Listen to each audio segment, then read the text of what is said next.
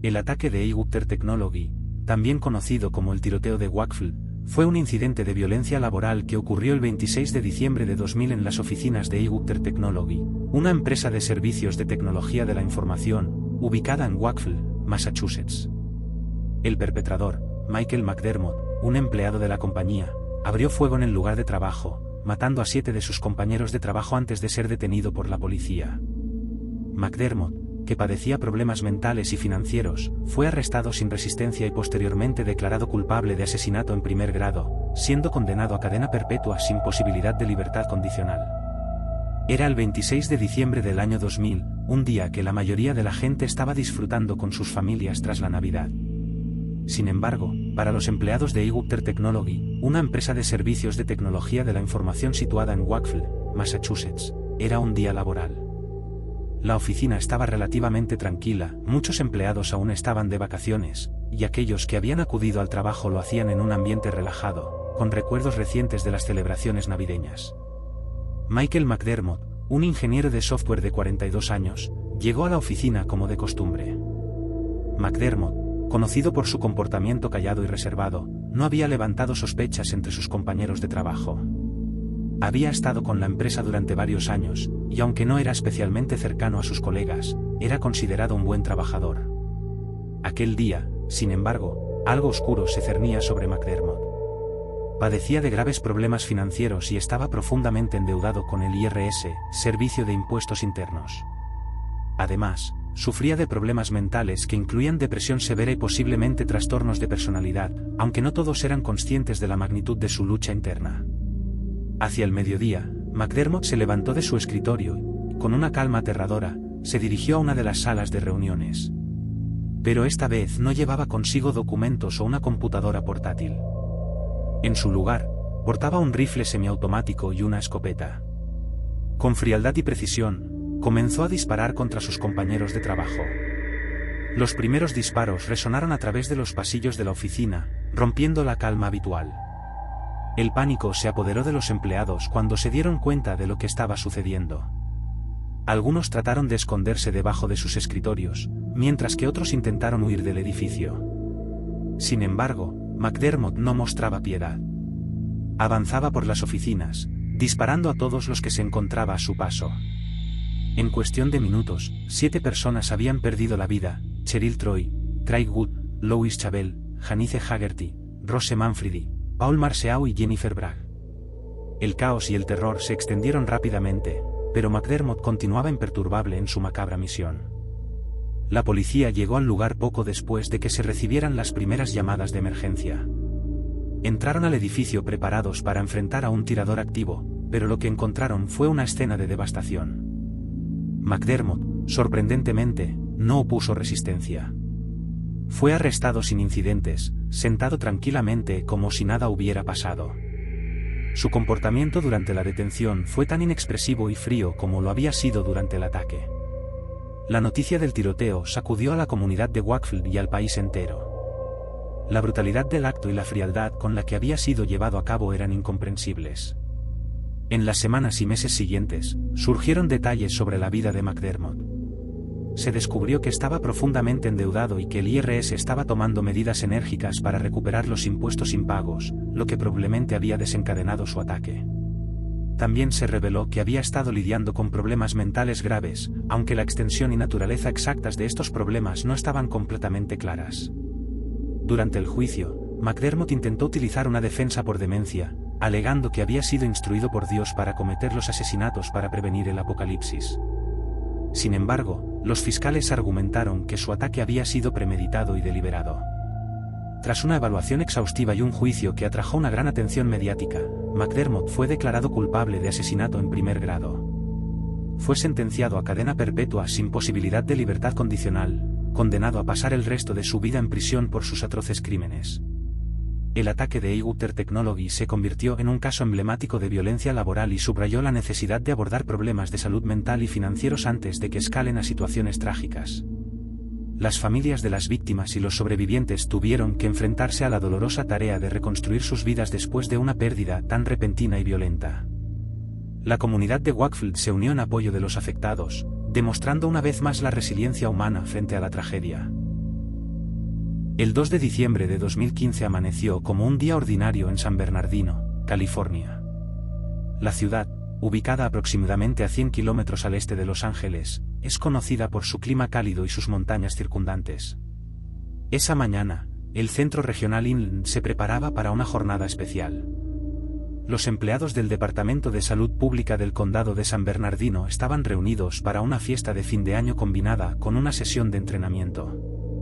Era un evento que muchos esperaban con entusiasmo, un respiro en medio de sus ocupadas vidas laborales. Sayedris Wen Feruk, un inspector de salud ambiental del condado, estaba entre los asistentes. Feruk, de 28 años, había trabajado para el condado durante varios años y era conocido como un hombre reservado y tranquilo. Su apariencia no levantaba sospechas, y su comportamiento, aunque algo distante, no sugería nada fuera de lo común. Los colegas de Feruk lo conocían como un hombre cumplidor en su trabajo, aunque no especialmente cercano a muchos de ellos. Esa mañana, Feruk se unió a sus colegas en la fiesta. Había conversaciones animadas, risas y el sonido del bullicio típico de una celebración. Las decoraciones festivas adornaban la sala, y la comida y la bebida estaban dispuestas en mesas largas. La atmósfera era alegre y despreocupada. Feruk participó en las actividades, pero algo en su comportamiento era diferente. En un momento dado, se levantó y salió de la fiesta abruptamente. La mayoría de los presentes apenas notaron su partida, quizás pensaron que tenía alguna emergencia o algún asunto personal que atender. Mientras tanto, a unos kilómetros de distancia, Tasfen Malik se preparaba para lo que estaba por venir. Malik, de 29 años, era la esposa de Feruk y madre de su hija pequeña. Nacida en Pakistán, había crecido entre Pakistán y Arabia Saudita antes de conocer a Feruk a través de un sitio web de citas. Después de casarse en Arabia Saudita en 2014, Malik se trasladó a Estados Unidos con una visa K1, la visa de prometida, y se convirtió en residente permanente. La pareja parecía ser un ejemplo de la vida familiar inmigrante en América. Sin embargo, detrás de esa fachada aparentemente normal, se estaba gestando una ideología extremista. Feruk y Malik habían pasado meses preparándose para este día. En secreto, habían acumulado un arsenal de armas y municiones, incluidos rifles de asalto AR-15, pistolas y explosivos caseros. Se habían radicalizado, absorbiendo ideologías extremistas a través de Internet y posiblemente en viajes al extranjero. Los motivos exactos de su radicalización siguen siendo objeto de especulación y análisis, pero lo cierto es que habían decidido llevar a cabo un acto de violencia masiva. Feruk regresó a la fiesta acompañado de Malik. Ambos iban armados y vestidos con ropa táctica negra. Eran alrededor de las 11 de la mañana cuando irrumpieron de nuevo en el Centro Regional Inland.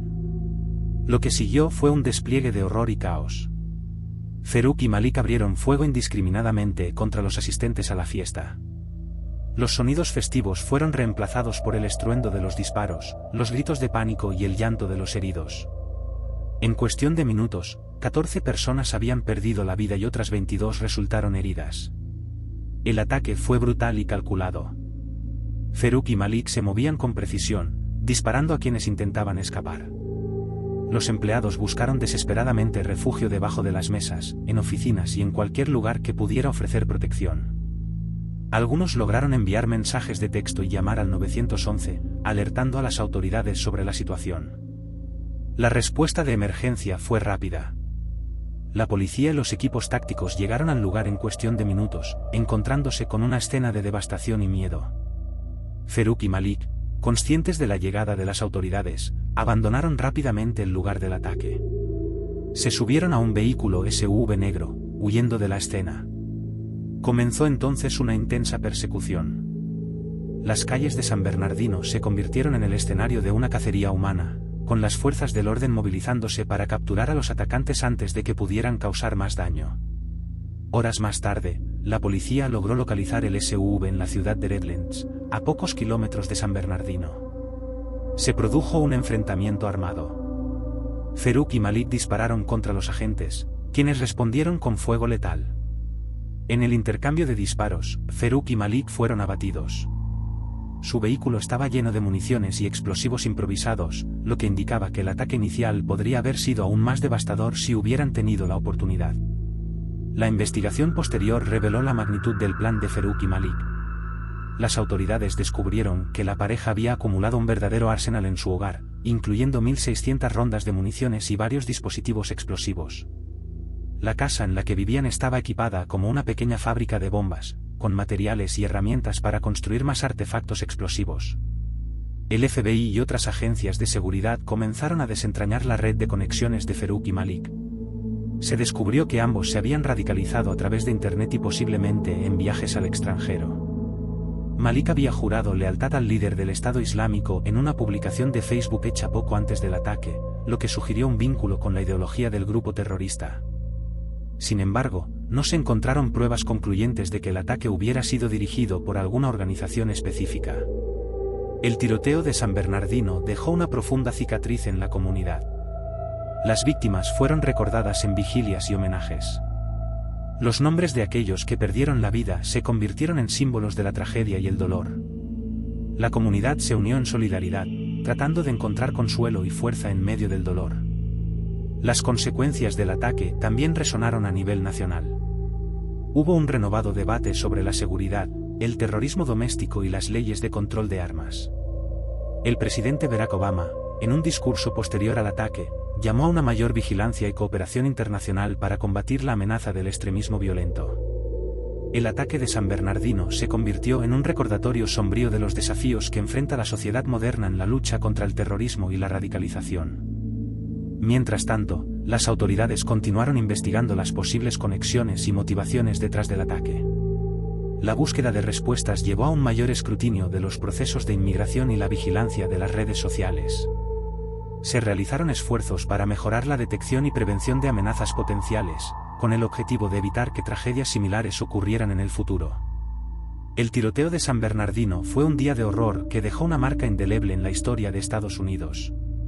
La valentía y la resiliencia de la comunidad, así como la respuesta de las fuerzas del orden, fueron cruciales en los momentos de crisis. Sin embargo, el dolor de las vidas perdidas y el impacto del ataque continúan siendo recordados, subrayando la importancia de la vigilancia constante y la unidad en la lucha contra el extremismo violento. En la tranquila ciudad de Iowa City, en el corazón de Iowa, Estados Unidos, el 24 de marzo de 2008 se convirtió en un día que sus habitantes no olvidarían jamás. Esta comunidad, conocida por su ambiente apacible y su fuerte sentido de unión, fue sacudida por un crimen que dejó una marca indeleble en su historia. El protagonista de esta tragedia fue Steven Sweppel, un hombre que parecía tener una vida perfecta, pero que en realidad escondía oscuros secretos y una desesperación creciente. Steven Sweppel, de 42 años, vivía en una casa modesta pero cómoda con su esposa, Cheryl, y sus 4 hijos adoptivos, Ethan, de 10 años, Seth, de 8 años, Mira, de 5 años, y Eleanor, de 3 años. Steven era un ex vicepresidente de Hills Bank and Trust, una posición que lo situaba entre la élite de la comunidad local. La familia Sweppel era activa en su iglesia y Steven era conocido por su participación en eventos comunitarios y su amabilidad. Sin embargo, detrás de esta fachada de normalidad, Steven enfrentaba serios problemas legales y personales. En febrero de 2008, había sido acusado de malversación de fondos por un monto de casi $560,000 en su trabajo en el banco. Esta noticia devastó a la familia y comenzó a crear un ambiente de tensión y desesperación en el hogar de los Sweppel. El 23 de marzo de 2008, un día antes de la tragedia, fue el domingo de Pascua. La familia Sweppel asistió a la iglesia como de costumbre. Nadie podía imaginar que esa sería la última vez que verían a la familia unida y sonriente. Esa noche, Steven tomó una decisión terrible que cambiaría la vida de todos para siempre. Durante la madrugada del 24 de marzo, Steven Sweppel inició una serie de actos horrendos en su hogar. Primero, golpeó a su esposa Cheryl hasta matarla. Luego, uno por uno, asesinó a sus 4 hijos. Intentó ahogarlos en la bañera y cuando eso falló, los golpeó con un bate de béisbol. El horror que debieron experimentar esos niños es inimaginable. Después de cometer estos atroces crímenes, Steven intentó suicidarse. Primero, intentó envenenarse con monóxido de carbono en el garaje, pero fracasó. Luego, condujo hasta la autopista Interestatal 80, donde chocó su minivan contra un pilar del puente a alta velocidad. Este segundo intento fue exitoso, y Steven Sweppel murió en el acto. La policía descubrió la escena del crimen poco después de las 6 de la mañana, alertada por una llamada al 911 que Steven había hecho antes de morir, en la que confesaba sus actos y pedía perdón. Los oficiales llegaron a la casa de los Swepel y encontraron los cuerpos sin vida de Cheryl y los niños, cada uno en sus habitaciones. La noticia se esparció rápidamente por Iowa City y más allá, dejando a la comunidad en estado de shock y luto. Las escuelas locales ofrecieron apoyo psicológico a los compañeros de clase de los niños Swepel, y la iglesia organizó vigilias para honrar sus vidas. La comunidad, que había conocido a los Swepel como una familia ejemplar, luchaba por comprender cómo había podido ocurrir algo tan horrendo.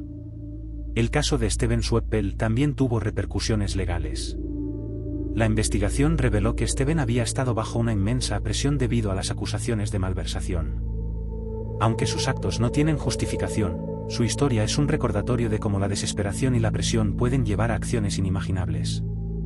El caso de Steven Swepel es una tragedia que destaca la importancia de la salud mental y el apoyo en tiempos de crisis. Es una historia de una familia que, a pesar de las apariencias, estaba enfrentando desafíos insuperables. La comunidad de Iowa City, aunque profundamente herida por esta pérdida, se unió para sanar y recordar a aquellos que perdieron sus vidas de una manera tan trágica.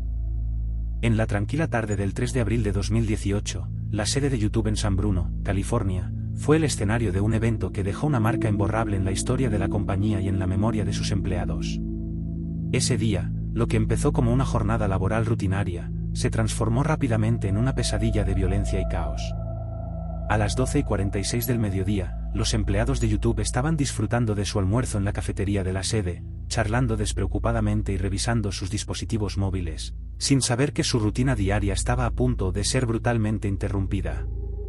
Nassim Neyafiagam, una mujer de 38 años, ingresó al campus de la empresa con una pistola en la mano, dispuesta a desatar su furia en un acto de violencia que nadie había previsto. Nassim, originaria de San Diego, era una creadora de contenido en YouTube. Sin embargo, en los meses previos al tiroteo, había desarrollado un profundo resentimiento hacia la plataforma. Sentía que YouTube la estaba discriminando y censurando injustamente, afectando su capacidad de ganar dinero con sus vídeos. Había expresado su frustración en redes sociales y en su propio sitio web, acusando a la empresa de haber arruinado su vida al restringir sus canales y reducir drásticamente sus ingresos publicitarios. El odio y la desesperación que Nassim sentía crecieron hasta un punto de no retorno. Decidida a tomar represalias, planeó meticulosamente su ataque. Esa fatídica mañana, condujo desde San Diego hasta San Bruno, una distancia considerable que recorrió con un solo objetivo en mente. Al llegar a la sede de YouTube, estacionó su auto cerca del edificio y se dirigió hacia la entrada principal, donde los empleados iban y venían sin sospechar nada. A las 12:46 del mediodía, Nassim comenzó a disparar.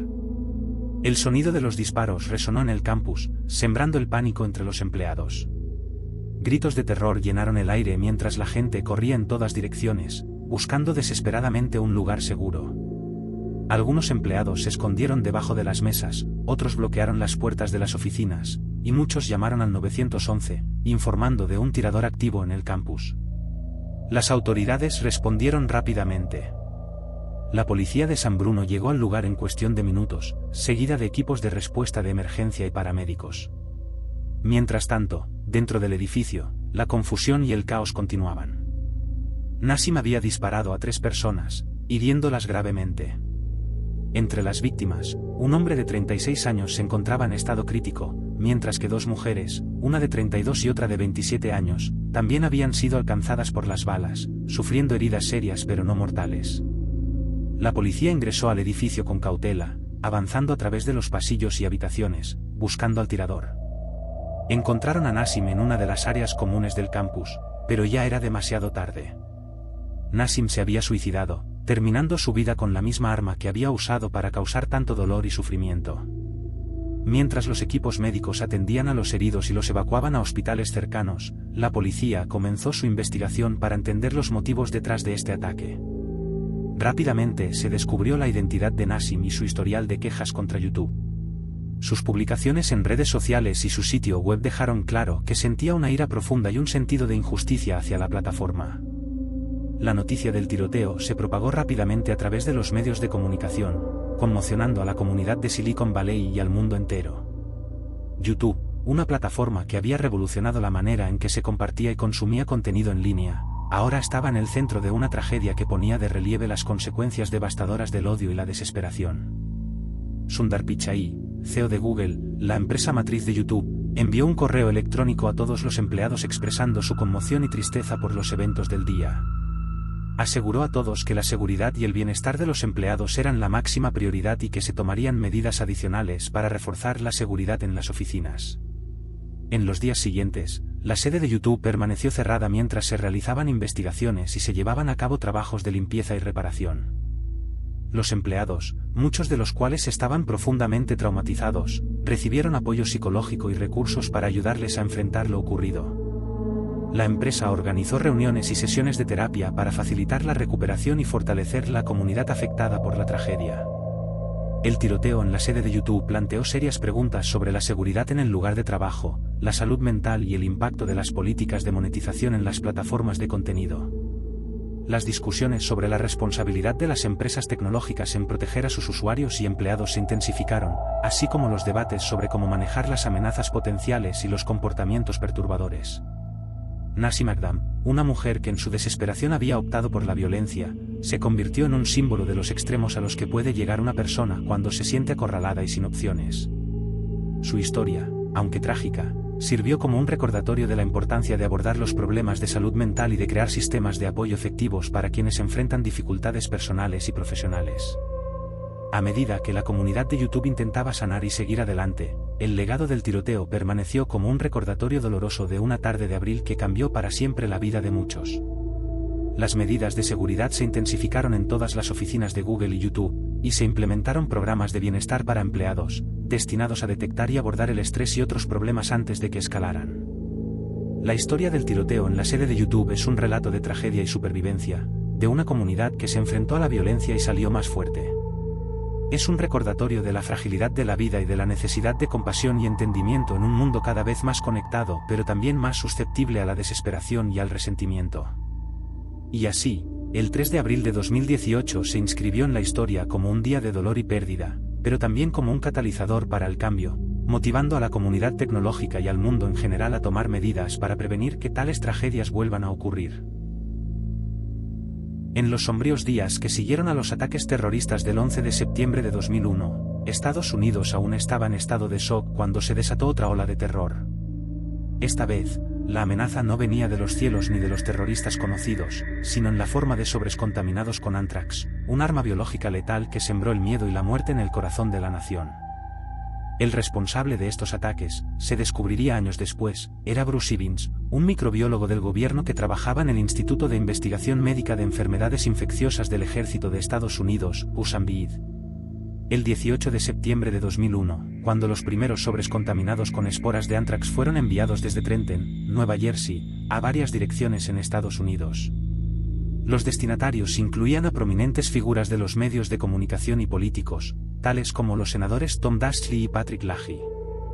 En los días que siguieron, los sobres llegaron a las oficinas de NBC News en Nueva York, al New York Post y a la oficina del National Enquirer en Florida, desatando una crisis de salud pública sin precedentes. Los sobres contenían cartas con mensajes escalofriantes, que advertían sobre el anthrax y estaban llenos de un polvo blanco que resultó ser esporas de Bacillus anthracis, la bacteria responsable de la enfermedad del anthrax. Al abrir los sobres, varias personas fueron expuestas a este polvo letal.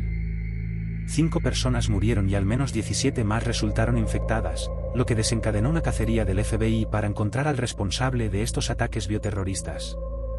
La investigación fue intensa y compleja, involucrando a múltiples agencias gubernamentales y científicos expertos en todo el país.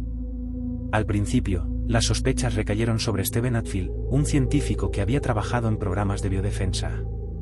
Sin embargo, después de años de escrutinio y vigilancia, Hadfield fue exonerado y el FBI tuvo que seguir buscando al verdadero culpable. La pista definitiva llegó en 2007, cuando el FBI centró su atención en Bruce Evans, un microbiólogo que había trabajado extensamente con anthrax en el USAMRIID. Evans era conocido por ser un experto en anthrax y había participado en la investigación de los sobres contaminados. Sin embargo, su comportamiento errático y sus antecedentes personales comenzaron a levantar sospechas entre los investigadores. Bruce Evans era una figura compleja y problemática.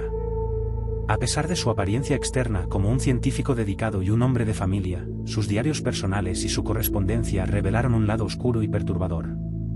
Evans había estado bajo tratamiento psiquiátrico durante años, luchando con problemas de salud mental que incluían depresión y tendencias obsesivo-compulsivas. Sus colegas y amigos describieron su comportamiento como inusualmente excéntrico y, a veces, perturbador. La evidencia contra Evans se fue acumulando. Los investigadores descubrieron que Evans había trabajado largas horas en el laboratorio en las semanas previas a los ataques con anthrax y que había manipulado esporas de anthrax en su laboratorio, similar a las encontradas en los sobres. Además, las pruebas de ADN vincularon las esporas de anthrax de los ataques con la cepa que Evans había manejado en su trabajo. A medida que el FBI intensificaba su investigación, Evans comenzó a mostrar signos de mayor inestabilidad. Se obsesionó con las teorías de conspiración y empezó a comportarse de manera paranoica, convencido de que estaba siendo observado y que el FBI estaba tras él. En julio de 2008, Evans fue hospitalizado en un centro de salud mental después de una crisis nerviosa, durante la cual expresó pensamientos suicidas y homicidas. El 29 de julio de 2008, Bruce Evans se quitó la vida ingiriendo una sobredosis de Tylenol con codeína. Su muerte ocurrió justo antes de que el FBI presentara cargos formales en su contra por el ataque con anthrax. La noticia de su suicidio se difundió rápidamente, dejando al público y a la comunidad científica en estado de shock.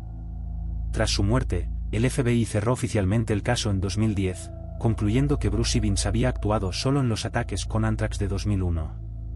La conclusión del caso dejó muchas preguntas sin respuesta y generó controversias sobre la solidez de las pruebas y la verdadera motivación de Evans.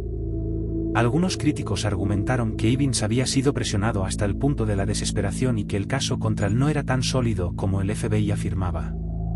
El ataque con anthrax de 2001 y la implicación de Bruce Evans en el caso tuvieron un impacto duradero en la política de seguridad nacional y la preparación contra el bioterrorismo en Estados Unidos.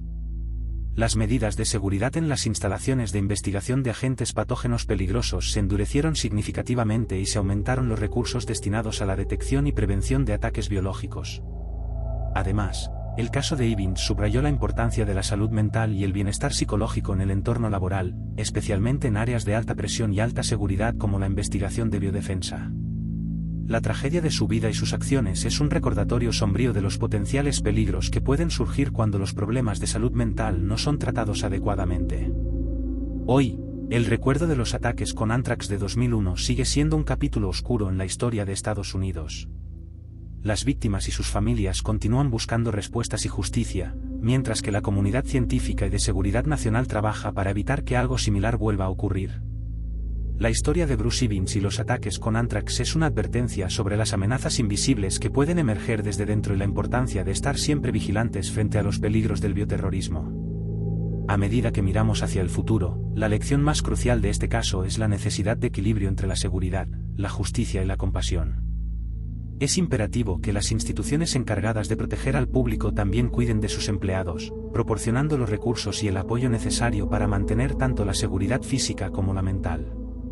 Solo así podremos asegurarnos de que la tragedia del anthrax de 2001 no se repita y que las sombras del pasado no vuelvan a oscurecer nuestro futuro.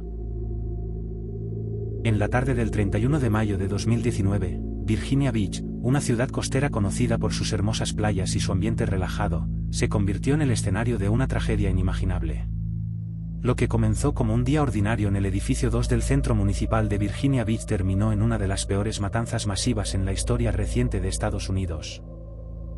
Era un viernes caluroso, y como en cualquier otro día laboral, los empleados del centro municipal estaban ocupados en sus tareas rutinarias.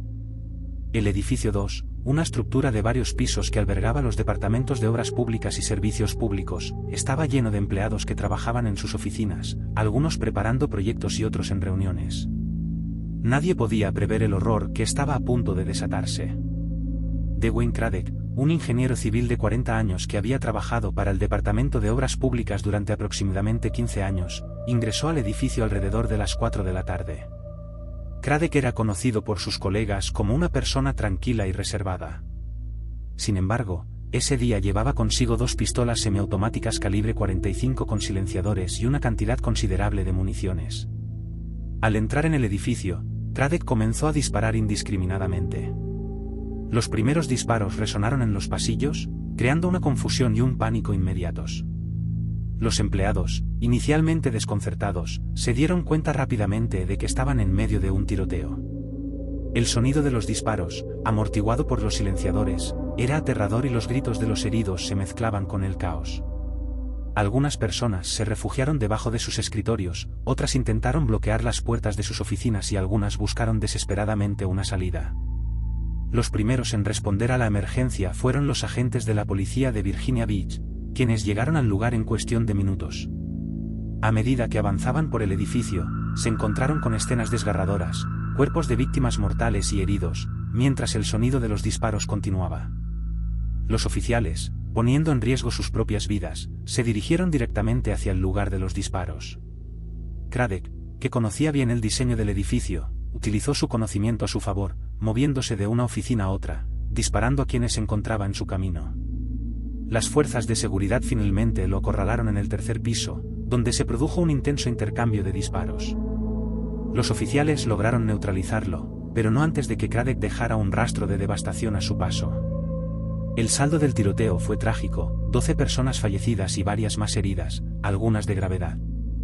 Las víctimas eran empleados de la ciudad, personas que habían dedicado sus vidas al servicio público y a la mejora de la comunidad de Virginia Beach. Entre ellos había ingenieros, técnicos y asistentes administrativos, cada uno con una historia y una vida truncada por este acto de violencia sin sentido. Las horas y días que siguieron al tiroteo estuvieron marcadas por el dolor, la confusión y la búsqueda de respuestas. Los familiares de las víctimas se reunieron en centros de emergencia, esperando noticias de sus seres queridos, muchos de ellos con el corazón roto al recibir la confirmación de la pérdida. La comunidad, profundamente conmocionada, se unió en vigilias y servicios conmemorativos, tratando de encontrar consuelo y solidaridad en medio del dolor. La investigación reveló que Craddock había dado señales de estar lidiando con problemas personales y laborales. Según algunos colegas, recientemente había mostrado un comportamiento errático y había tenido disputas laborales. Sin embargo, nada parecía indicar que sería capaz de cometer un acto de tal magnitud. Las autoridades también descubrieron que Craddock había adquirido las armas de manera legal y había modificado una de ellas para que tuviera un silenciador, lo que añadió un nivel adicional de letalidad al ataque. Mientras se investigaban los motivos detrás del tiroteo, la ciudad de Virginia Beach comenzó a abordar las cuestiones de seguridad y prevención de futuros incidentes. Se realizaron revisiones exhaustivas de los protocolos de seguridad en todos los edificios municipales, y se implementaron medidas adicionales para proteger a los empleados y al público. La tragedia también impulsó un debate más amplio sobre el control de armas y la necesidad de mejores sistemas de apoyo para personas que muestran signos de inestabilidad mental o emocional. El impacto del tiroteo en la comunidad de Virginia Beach fue profundo y duradero. Los sobrevivientes, muchos de los cuales habían presenciado horrores indescriptibles, recibieron apoyo psicológico y emocional para ayudarles a lidiar con el trauma. Los colegas de las víctimas fallecidas enfrentaron un doloroso proceso de duelo y la difícil tarea de continuar su trabajo en un lugar que ahora estaba cargado de recuerdos dolorosos. Las historias de heroísmo emergieron de entre el horror. Algunos empleados, a pesar del peligro, ayudaron a sus compañeros a ponerse a salvo, arriesgando sus propias vidas. Los oficiales de policía que respondieron rápidamente al llamado de emergencia fueron elogiados por su valentía y dedicación, habiendo evitado que el número de víctimas fuera aún mayor. A medida que la ciudad se recuperaba, las familias de las víctimas se enfrentaron a una nueva realidad sin sus seres queridos. La comunidad se unió para apoyarlas, creando fondos de ayuda y organizando eventos para honrar la memoria de aquellos que habían sido perdidos. Los nombres de las víctimas se convirtieron en un recordatorio constante de la fragilidad de la vida y de la necesidad de trabajar juntos para prevenir futuras tragedias. El tiroteo en Virginia Beach fue un recordatorio sombrío de los peligros que enfrenta nuestra sociedad y de la importancia de la prevención y la intervención temprana. También subrayó la necesidad de un acceso más estricto y controlado a las armas de fuego, así como de un mejor apoyo para aquellos que luchan con problemas de salud mental.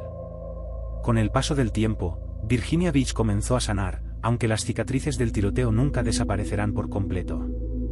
La comunidad demostró una notable resiliencia, trabajando junta para reconstruir y fortalecer los lazos que los unían. Las lecciones aprendidas de ese trágico día se incorporaron en políticas y procedimientos diseñados para garantizar una mayor seguridad y apoyo para todos. En resumen, el tiroteo en Virginia Beach el 31 de mayo de 2019 es una historia de pérdida y dolor, pero también de coraje y solidaridad. Es un capítulo en la historia de una comunidad que se enfrentó a una violencia sin sentido y emergió más fuerte y unida. Aunque la memoria de aquel día permanecerá para siempre, también lo hará el espíritu de aquellos que se unieron para superar la tragedia y trabajar por un futuro más seguro y compasivo para todos.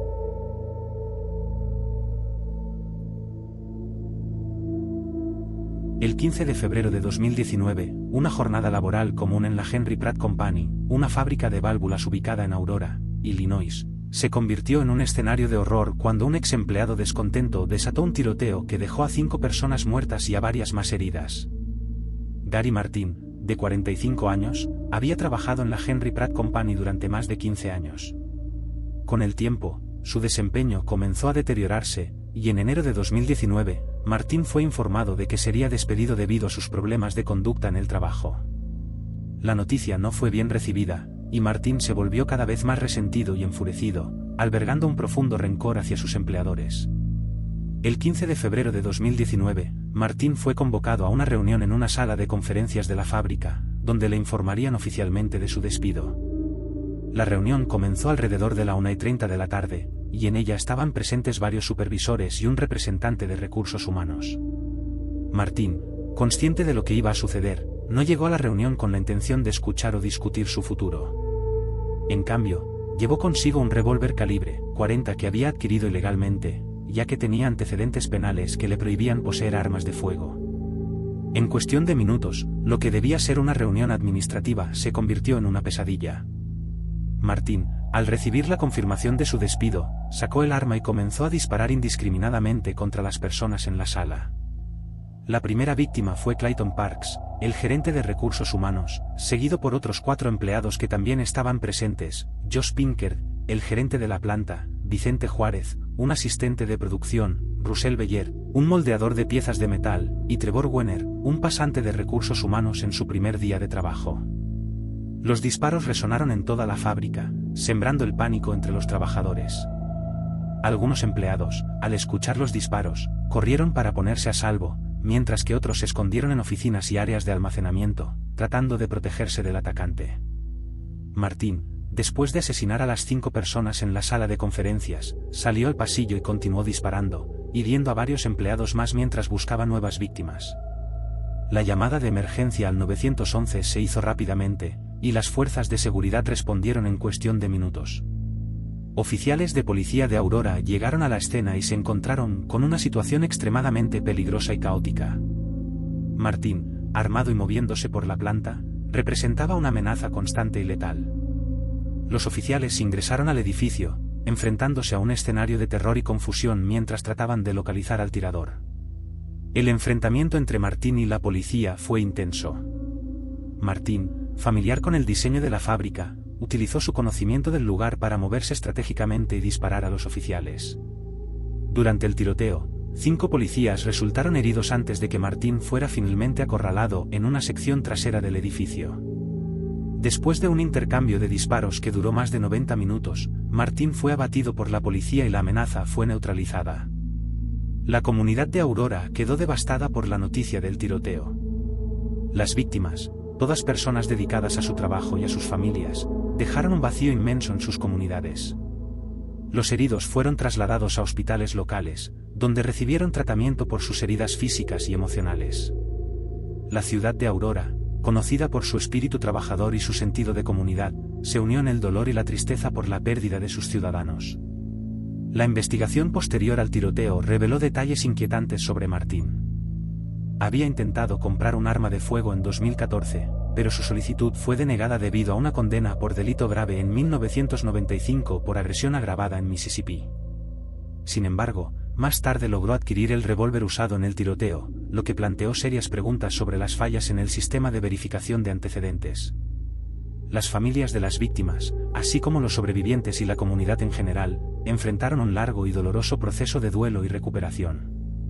Se organizaron vigilias y ceremonias conmemorativas para honrar a las víctimas y brindar apoyo a sus seres queridos.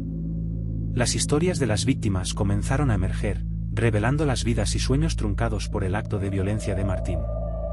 Clayton Parks era un dedicado esposo y padre, Josh Pinker era un hombre devoto a su familia y su trabajo, Vicente Juárez era un trabajador incansable y un pilar en su comunidad, Russell Beyer era conocido por su amabilidad y dedicación, y Trevor Wenner, en su primer día de trabajo, era un joven lleno de promesas y aspiraciones. La tragedia también llevó a un examen más profundo de las políticas de seguridad laboral y la necesidad de mejorar los mecanismos de apoyo para los empleados que enfrentan dificultades. Las empresas comenzaron a reevaluar sus procedimientos de despido y las medidas de seguridad para prevenir futuros incidentes de violencia en el lugar de trabajo. Se realizaron esfuerzos para fortalecer las leyes de control de armas y mejorar los sistemas de verificación de antecedentes para evitar que personas con antecedentes penales accedan a armas de fuego. A medida que la ciudad de Aurora intentaba sanar, surgieron historias de valentía y solidaridad. Los empleados de la Henry Pratt Company se apoyaron mutuamente, mostrando una notable resiliencia frente a la adversidad. La comunidad local se unió para brindar apoyo emocional y financiero a las familias de las víctimas, demostrando un profundo sentido de compasión y unidad. El tiroteo en la Henry Pratt Company dejó una huella imborrable en la historia de Aurora y en la vida de aquellos afectados por la tragedia. La comunidad se comprometió a recordar a las víctimas y a trabajar hacia un futuro más seguro y compasivo. Las lecciones aprendidas de este doloroso evento subrayaron la importancia de la vigilancia, la preparación y la empatía en la prevención de actos de violencia y en la protección de nuestras comunidades. En última instancia, la historia del ataque en la Henry Pratt Company es una narrativa de pérdida y dolor, pero también de coraje y esperanza. A pesar de la oscuridad de aquel día de febrero, la luz de la resiliencia y la solidaridad brilló a través del dolor, demostrando la fortaleza de una comunidad unida frente a la tragedia. Mientras recordamos a las víctimas y honramos sus memorias, nos comprometemos a trabajar juntos para construir un futuro donde tales actos de violencia sean cosa del pasado, y donde la seguridad y el bienestar de todos sean nuestra máxima prioridad. El legado de aquel día continuará siendo un recordatorio de la fragilidad de la vida y la importancia de estar preparados y unidos frente a la adversidad. Las vidas perdidas en la Henry Pratt Company no serán olvidadas, y su memoria servirá como un faro de esperanza y determinación para generaciones futuras, inspirándonos a crear un mundo más seguro y compasivo para todos.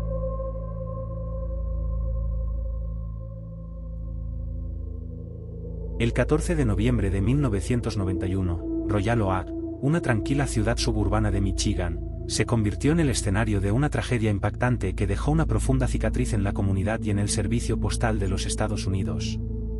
La oficina postal de Royal Oak, un lugar donde se realizaban tareas diarias de clasificación y entrega de correo, fue el escenario de un tiroteo mortal perpetrado por un ex empleado descontento. Thomas McIlvane, de 31 años, había trabajado como cartero en la oficina postal de Royal Oak.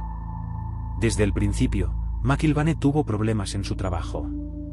Era conocido por tener un temperamento irascible y una actitud confrontativa. Estas características lo llevaron a varios conflictos con sus supervisores y colegas. McIlvane había sido suspendido varias veces por su comportamiento y su rendimiento deficiente. En agosto de 1990, fue despedido definitivamente después de acumular una serie de sanciones disciplinarias. Desempleado y lleno de resentimiento, McIlvane trató de apelar su despido a través del sistema de arbitraje del servicio postal, pero sus esfuerzos fueron infructuosos. Convencido de que había sido tratado injustamente y que sus supervisores y compañeros de trabajo eran responsables de su situación, McIlvane comenzó a planear su venganza. El 14 de noviembre de 1991, McIlvane se dirigió a la oficina postal de Royal Oak armado con un rifle semiautomático Ruger Mini 14, una escopeta y una pistola. Llegó a la oficina postal poco después de las 8 de la mañana, justo cuando los empleados comenzaban su jornada laboral. Vestido con ropa militar, McIlvane ingresó al edificio decidido a causar el mayor daño posible. El sonido de los disparos resonó en el interior del edificio, creando un caos inmediato.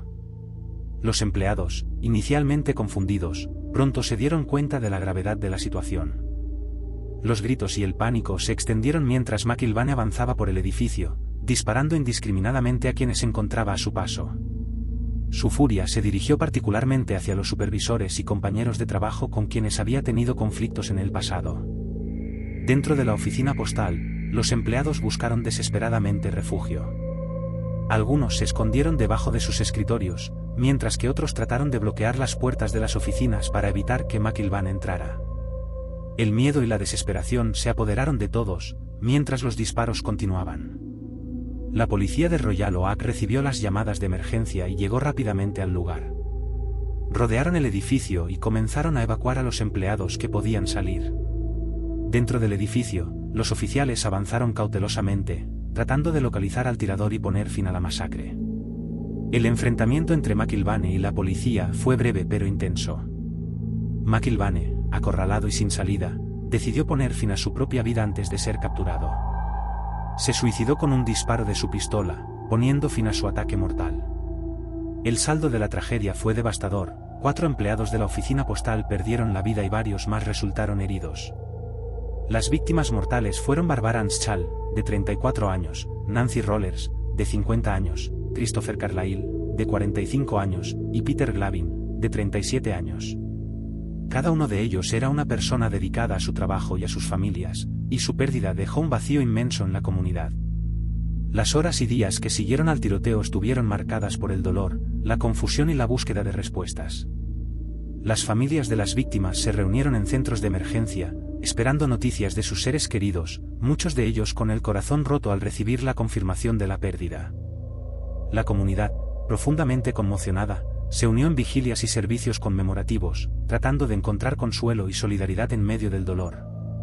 La investigación reveló detalles inquietantes sobre McIlvane y los eventos que llevaron al ataque. Había mostrado signos de comportamiento errático y violento antes del tiroteo, y sus compañeros de trabajo habían expresado preocupación por su estabilidad mental.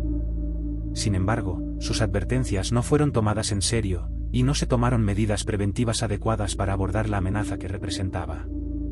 La tragedia en la oficina postal de Royal Oak llevó a un examen más profundo de las políticas de seguridad laboral y la necesidad de mejorar los mecanismos de apoyo para los empleados que enfrentan dificultades.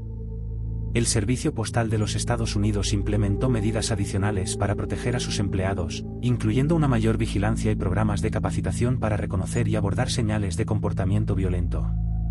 El impacto del tiroteo en la comunidad de Royal Oak fue profundo y duradero.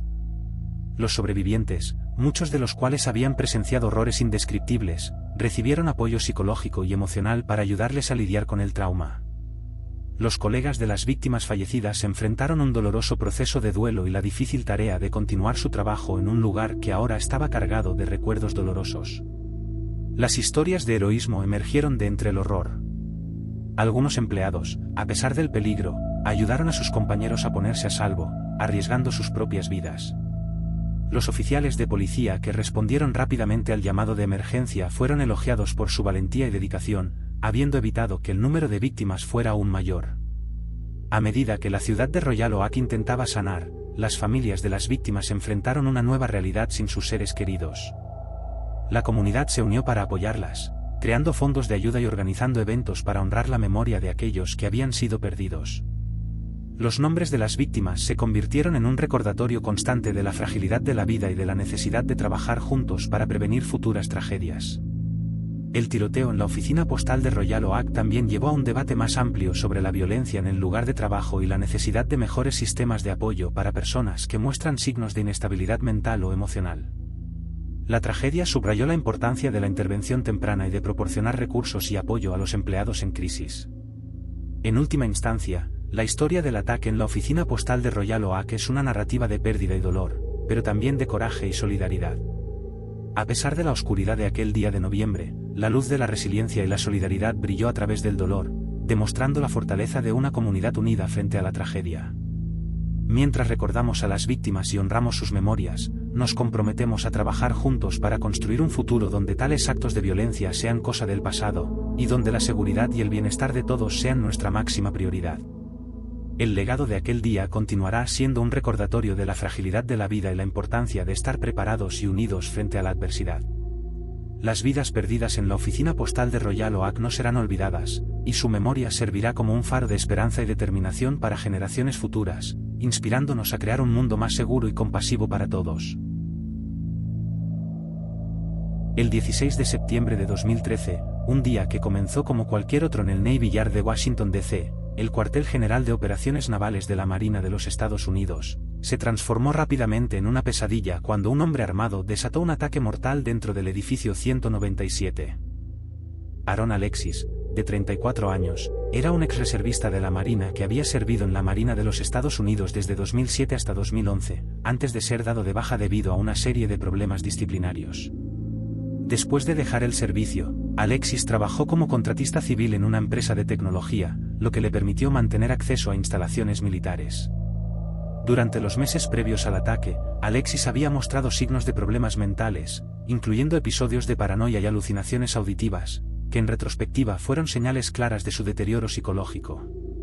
El 16 de septiembre, Alexis ingresó al Navy Yard armado con una escopeta Remington 870 de calibre 12, que había comprado legalmente 2 días antes en una tienda de armas en Virginia. Entró en el edificio 197, una instalación de la Marina dedicada a las operaciones y comando, usando su tarjeta de acceso válida. Alexis subió al 4º piso del edificio y comenzó a disparar indiscriminadamente desde allí, apuntando a cualquier persona que se cruzara en su camino. El primer sonido de los disparos creó una atmósfera de caos y pánico. Los empleados, desconcertados al principio, rápidamente se dieron cuenta de que estaban en medio de un ataque activo. El edificio 197, un lugar normalmente tranquilo y dedicado a la planificación y las operaciones navales, se convirtió en una zona de guerra. Algunos empleados se refugiaron debajo de sus escritorios, mientras que otros intentaron escapar por las salidas de emergencia. Los gritos y los disparos resonaron en los pasillos, creando una escena de desesperación.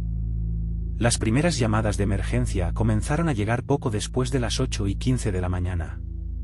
La policía de Washington, D.C., junto con agentes del FBI y de la seguridad del Navy Yard, respondieron rápidamente. Al llegar, se encontraron con una situación extremadamente peligrosa y confusa. Alexis, que conocía bien el diseño del edificio, utilizó su conocimiento del lugar para moverse estratégicamente y seguir disparando a sus víctimas. Los oficiales ingresaron al edificio en grupos tácticos, enfrentándose a una serie de desafíos mientras trataban de localizar y neutralizar al tirador. El enfrentamiento entre Alexis y las fuerzas de seguridad fue intenso y prolongado. Durante más de 1 hora, Alexis continuó disparando, moviéndose de una planta a otra, y utilizando las escaleras y pasillos para evitar ser capturado.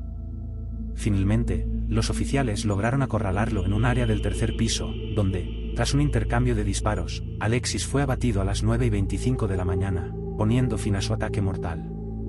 El saldo del tiroteo fue trágico, 12 personas perdieron la vida y varias más resultaron heridas.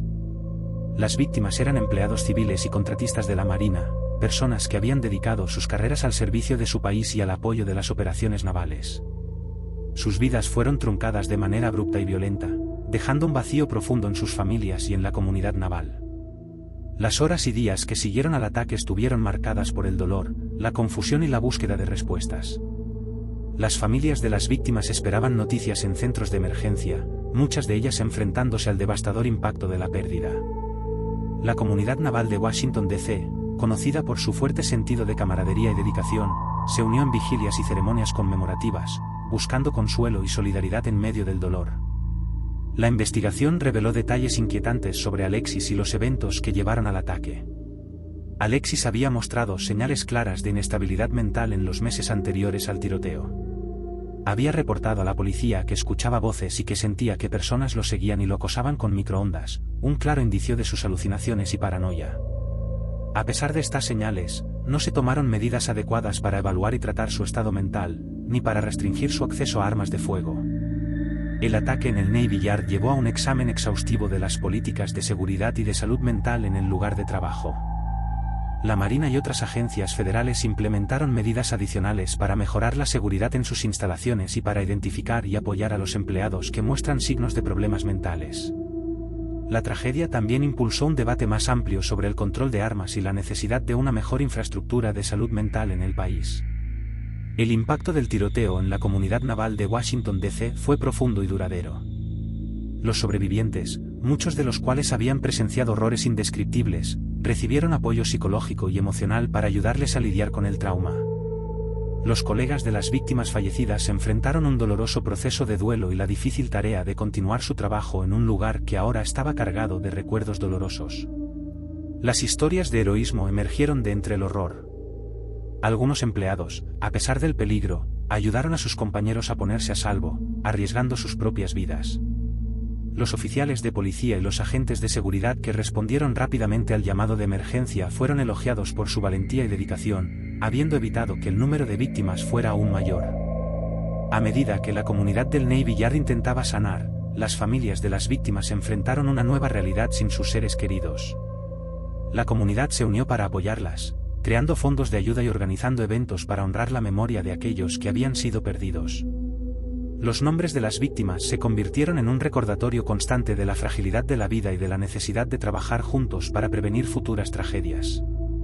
El tiroteo en el Navy Yard de Washington, D.C. fue un recordatorio sombrío de los peligros que enfrenta nuestra sociedad y de la importancia de la prevención y la intervención temprana. También subrayó la necesidad de un acceso más estricto y controlado a las armas de fuego, así como de un mejor apoyo para aquellos que luchan con problemas de salud mental. Con el paso del tiempo, la comunidad naval comenzó a sanar, aunque las cicatrices del tiroteo nunca desaparecerán por completo. La resiliencia y la solidaridad mostradas por los empleados y las fuerzas de seguridad durante y después del ataque se convirtieron en un testimonio del espíritu humano frente a la adversidad. Las lecciones aprendidas de ese trágico día se incorporaron en políticas y procedimientos diseñados para garantizar una mayor seguridad y apoyo para todos. En última instancia, la historia del ataque en el Navy Yard de Washington, D.C. es una narrativa de pérdida y dolor, pero también de coraje y esperanza.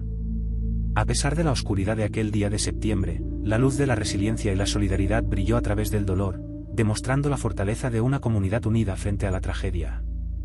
Mientras recordamos a las víctimas y honramos sus memorias, nos comprometemos a trabajar juntos para construir un futuro donde tales actos de violencia sean cosa del pasado, y donde la seguridad y el bienestar de todos sean nuestra máxima prioridad. El legado de aquel día continuará siendo un recordatorio de la fragilidad de la vida y la importancia de estar preparados y unidos frente a la adversidad. Las vidas perdidas en el Navy Yard no serán olvidadas, y su memoria servirá como un faro de esperanza y determinación para generaciones futuras, inspirándonos a crear un mundo más seguro y compasivo para todos.